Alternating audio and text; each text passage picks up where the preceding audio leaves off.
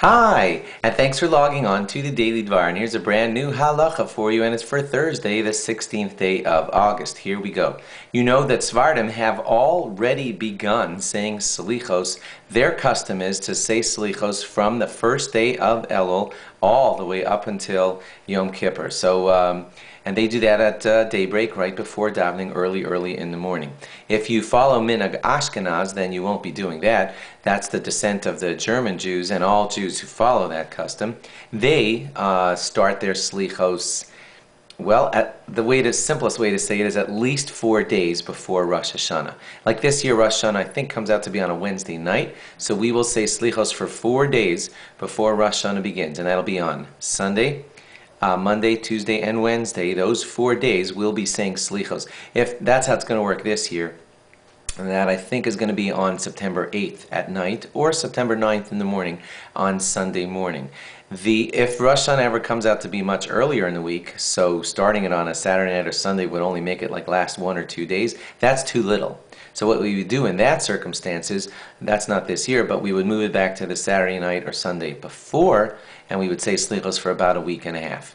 So Ashkenaz people are only going to say it for 4 days. Now, where did the number 4 come from? Why 4 days at least? There are two simple explanations for that. One is that if you ever have a sacrifice that's going to be brought up on the altar in the temple, what they used to do was check it for 4 days before to keep looking to see if there's any blemish that's temporary or permanent, and by checking it for 4 full days you would know if it's perfect, if there are any blemishes, and if they're permanent or not permanent.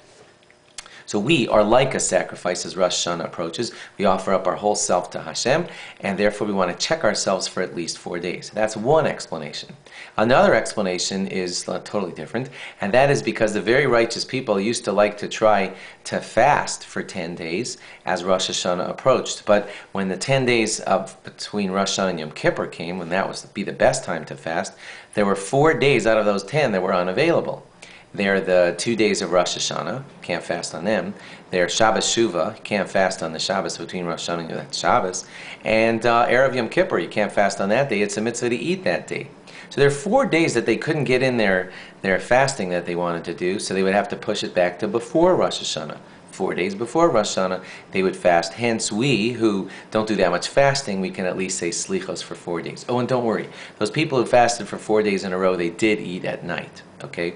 They would have supper at night, but they would fast all day during the daytime. Thanks for logging on, and log on again tomorrow for more. Bye-bye.